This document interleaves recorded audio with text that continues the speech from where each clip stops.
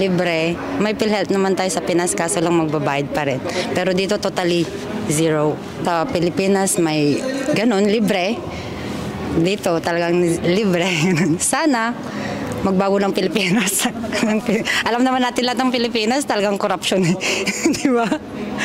Lalo na sa mga senior citizen, though meron silang access para mabigyan ng health benefits sila. Kaso, ang hirap kumuha ng health benefits. Unlike dito sa Paris, na tutsuit lang, meron na agad silang mapupuntahang mga ospital. Very systematic sila dito.